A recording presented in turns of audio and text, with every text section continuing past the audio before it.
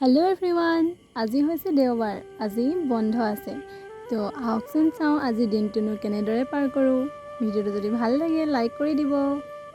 দেওবাৰ দিনাখন আৰু আজৰি নাই। ৰাতিপুৱা শুই উঠাৰ পৰাই ৰাতি হোৱালৈকে কামেই কাম। আজি অলপ ৰুমটো চাফা কৰিলোঁ আৰু এতিয়া বিচনা পত্ৰবোৰ ঠিক কৰি লৈছোঁ। ডিউটি ক্লাছ এইবিলাকৰ পৰা ৰুম চাফা কৰিবলৈ আহৰিয়ে নাই। আজি সেইকাৰণে ভালদৰে চাফা কৰি লৈছোঁ। যিমানহে গৰম পৰিছে, তাতে আকৌ আমাৰ ৰুমটো হ'ল ওপৰত। হ'লেও উপায় নাই, 3টা বছৰ এনেদৰে কটাব লাগিব আৰু। এইফালে মোৰ ৰুমমেট শ্যামলীয়ে পঢ়া টেবুলখন অলপ ঠিক ঠাক কৰিছে। তাইও শুই উঠাৰ পৰা কামৰ আজৰি নাই। এইফালে কাপোৰ ধোৱাবোৰতো আছেই। এইখনো দেখিছেনে ইমান বিশৃংখল হৈ আছে। এতিয়া অলপ চাফা কৰি দিলোঁ। অৱশেষত কামবোৰ কৰি আজৰি হৈ গা মূৰ ধুই আহিলোঁ। কিন্তু পেটে একেবাৰে কলমতলীয়াই গৈছে। ভোকো লাগিছে যিহেতু সময়ো হৈছে। আৰু মোৰ অকণমানি নামঘৰ ভাগিত ধূপ এডাল জ্বলাই ল'লোঁ।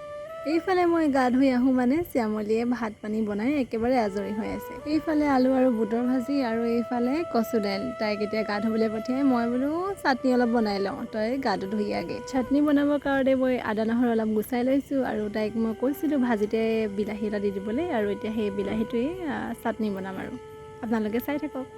আপোনালোকেও বাৰু কেতিয়াবা এনেদৰে চাটনি বনাই খায়নে? মই আকৌ চাটনি খাই বহুত ভাল পাওঁ। বিলাহীৰ লগত শুকান মাছ অলপ যদি পুৰি দি দিয়া হয় আৰু বেছি ভাল লাগে, নহয় জানো? আপোনালোকে কেতিয়াবা খাই চাবচোন। বিলাহীটো গৰম হৈ আছে যদিও একেবাৰে ফুৱাই বাকলি গুচাইছোঁ। পিটিকা বা চাটনি অলপ হ'লে ভাতকেইটা ভালদৰে পেটলৈ যায়। আৰু যিহেতু দেওবাৰ আজি ভালদৰে খাবলৈ মন যায় দিয়কচোন। আন দিনতো সময় নাপাওঁ, সেয়েহে সময় পোৱা দিনাখন ভালকৈ জুতি পুতি লগাই খাবলৈ মন যায়। তথাপিও ঘৰত মায়ে সজাই দিয়া ভাতকেইটাৰ দৰে তৃপ্তি কেতিয়াও নাপাওঁ। এতিয়া ভাতকেইটা বাঢ়ি ভাত খাই লৈ অলপ আমি ভিডিঅ' বনাম বুলি ভাবিছোঁ আৰু আজি যিহেতু দেওবাৰ, সেয়ে আমি দুইজনী পাতিছোঁ যে মেখেলা চাদৰ পিন্ধি আজি ভিডিঅ' বনাওঁ।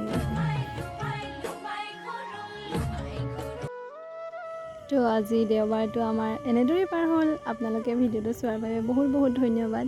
তো আজি মিনি ব্লগটো ইমানতে সামৰিছোঁ। বাই।